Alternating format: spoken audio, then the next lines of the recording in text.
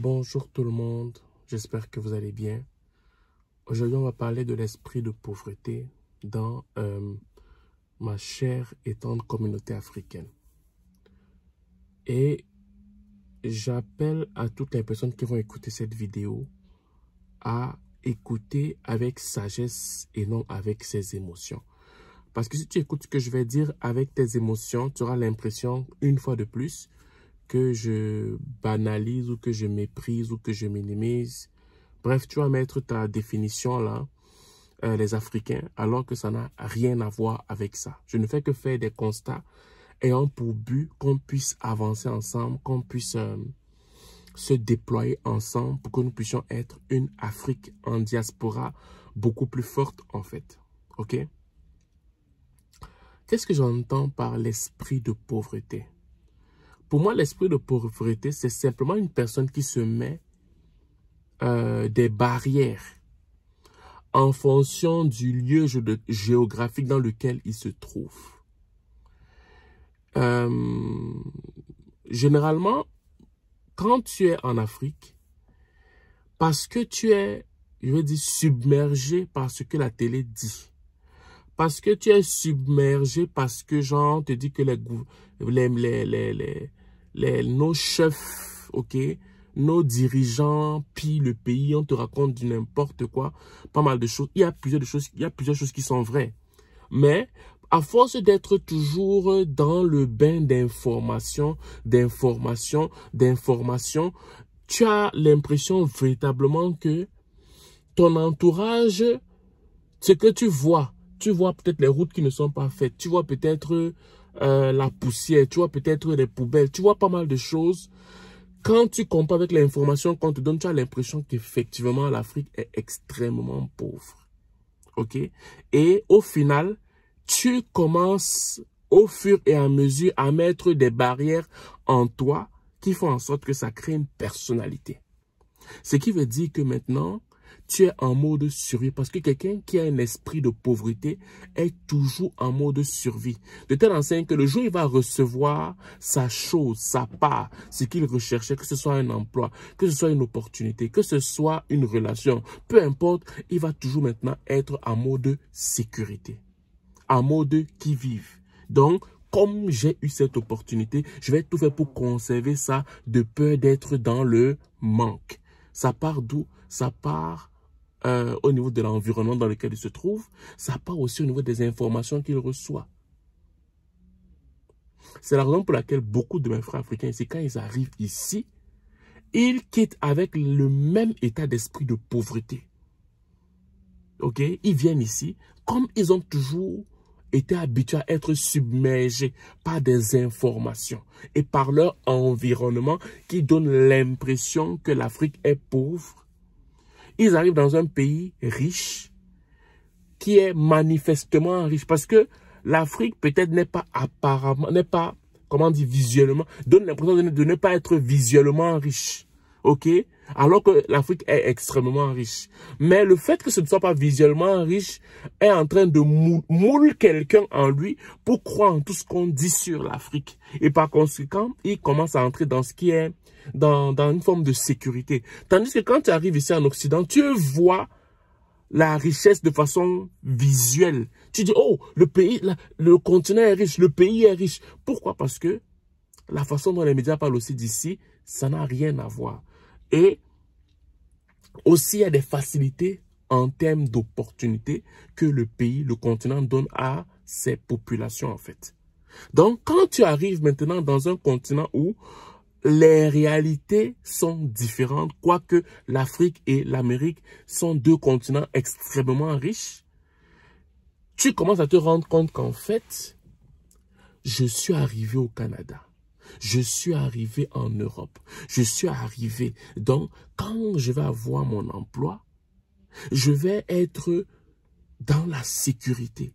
Je vais protéger, je vais serrer mon emploi fort pour ne pas le perdre.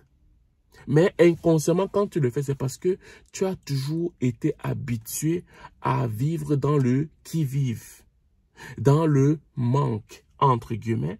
Et quand tu as maintenant ta chose, tu bloques, tu protèges, tu cadenas ça de peur de perdre l'opportunité que tu as pu avoir maintenant.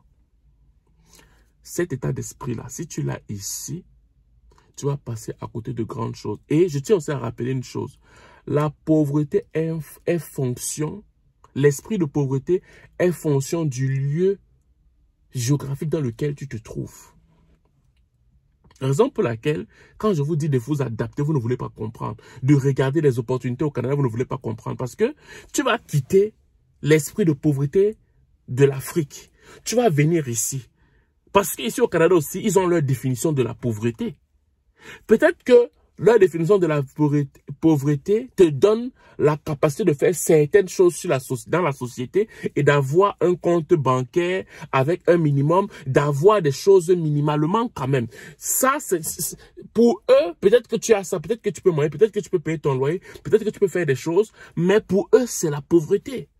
Donc, ça veut dire que tu as simplement changé de statu quo en termes de définition de pauvreté, mais d'un continent à l'autre. Donc, tu as laissé la définition de la pauvreté africaine pour venir ici en Amérique du Nord, au Canada plus particulièrement, pour épouser la définition de la pauvreté de l'Amérique du Nord. Et tu dis que tu as réussi. C'est un peu dans cet esprit que je veux vous amener. Parce que pour toi, vu que tu as toujours grandi dans la sécurité, sous prétexte que l'Afrique est pauvre, sous prétexte que il faut toujours être responsable. Quand tu es responsable, tu dois bien gérer tes choses, tu dois bien protéger tes choses, tu ne dois pas sauter d'opportunité en opportunité, tu dois toujours être zen, serein, responsable. Donc, tu dois vraiment, quand tu as un truc, tu gardes de côté, tu protèges. Ça, c'est la mentalité des gens qui ont l'esprit de pauvreté. Maintenant, l'esprit de grandeur, c'est quoi? L'esprit de grandeur, c'est une personne, même étant en Afrique, qui voit des choses selon ce qu'il a comme potentiel en lui et non selon les réalités autour de lui. Je vais recommencer cette phrase. Une personne qui a un esprit de grandeur n'a pas besoin de venir en Occident pour réussir. Une personne qui a un esprit de grandeur voit d'abord en fonction de son potentiel. Et après maintenant, par rapport à ce qu'il a vu en lui, il regarde maintenant son environnement. Alors que celui qui a un esprit de pauvreté regarde d'abord en fonction de ce que son environnement dit et comment son environnement est avant de regarder en lui. Pourquoi? Parce qu'il est petit en lui. Raison pour laquelle il y a plusieurs personnes qui n'ont jamais quitté l'Afrique et qui sont riches en Afrique, plus que ceux qui vivent ici en Occident. Pourquoi? Parce que la richesse, l'esprit de grandeur est d'abord en lui. Le potentiel qu'il a est d'abord en lui. Et en fonction de son potentiel, il regarde maintenant à l'extérieur. Toi, tu vas voir la poussière, lui, il voit l'or. Toi, tu vas voir les déchets, lui, il voit l'opportunité de transformer ces déchets pour créer ça en matière première. Toi, tu vas voir X, lui, il voit Y. Pourquoi? Parce que il sait il connaît le potentiel qu'il a. Et c'est la raison pour laquelle quand il arrive ici, il écoute ce que je dis. Pourquoi? Parce qu'il va d'abord regarder à son potentiel et maintenant, par rapport à son potentiel, il va regarder les opportunités canadiennes. Alors que l'esprit de pauvreté regarde d'abord à son environnement. Hey, j'étais en Afrique là, et c'est trop pauvre là-bas. C'est pauvre, hein? Donc, quand je vais arriver ici, il faut que je sois dans la sécurité au maximum. Parce que étant dans la sécurité, je vais quand même pouvoir payer mes choses. Je vais quand même pouvoir mettre un peu d'argent de côté. Je vais quand même, alors que tu es dans un pays d'opportunités manifestes. De la même façon que l'Afrique a des opportunités manifestes, mais qui donnent l'impression que c'est pour une poignée de personnes. Il en est de même pour le Canada, dont les opportunités sont je veux dire, c'est même beaucoup plus manifeste et ouvert à tous. Ouvert à tous. Et pourquoi tu veux te limiter? La seule chose qui explique ça, c'est le fait que tu as un esprit de pauvreté. Et c'est la raison pour laquelle il y a des gens que ça fait 15 ans qui sont ici, ils sont ici, ça fait 15 ans, 20 ans, 30 ans. Ils ont l'esprit de pauvreté. Ça ne les a jamais lâchés. Parce qu'ils regardent d'abord autour d'eux avant de regarder en eux. Alors que celui qui a un esprit de grandeur regarde d'abord en ce qu'il a, après regarde dans son environnement. Ce qu'il a transforme son environnement selon ce qu'il veut. Alors que celui qui a un esprit de pauvreté regarde d'abord, c'est son environnement qui transforme son être intérieur. Donc, c'est ça. C'est ce que je voulais te dire aujourd'hui. S'il te plaît, prends l'esprit de pauvreté là, mets ça dans la poubelle parce que tu as un potentiel extraordinaire. Prends l'esprit de pauvreté, mets ça à la poubelle parce que tu as un potentiel extraordinaire. Moi, si tu ne veux pas croire en toi, moi je crois en toi. Moi, je crois en ton potentiel.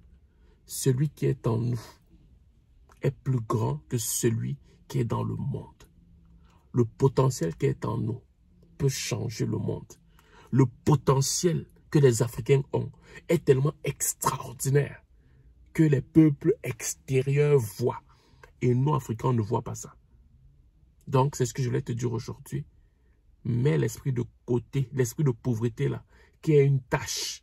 Parce que tu es fait grand, tu as un potentiel extraordinaire et c'est ça que j'aimerais que tu mettes en avant ici au Canada et même en Afrique. Parce que si tu penses fuir la pauvreté en Afrique alors que l'esprit de pauvreté est en toi, mais tu vas simplement t'adapter à la nouvelle façon d'interpréter la pauvreté ici de la part des Canadiens. Tu quittes d'une pauvreté à une autre pauvreté et tu vas tourner comme ça pendant 30 ans parce que là maintenant tu vas jumeler les deux types de pauvreté. Voilà. Donc, pour ceux ou celles qui aimeraient avoir des conseils en lien avec l'intégration de façon personnalisée, ben moi, je donne des conseils dessus. On a créé une compagnie dessus. Donc, si tu es intéressé, ben, regarde sur le lien qui est en bas. Si c'est sur YouTube et sur Facebook, le lien qui est en haut, tu cliques, tu prends rendez-vous avec moi et ça va me faire plaisir de te parler, te donner des conseils personnalisés. Donc, c'est ce que je voulais te dire aujourd'hui. Si tu passes une excellente journée et on se voit pour la prochaine vidéo. Ciao.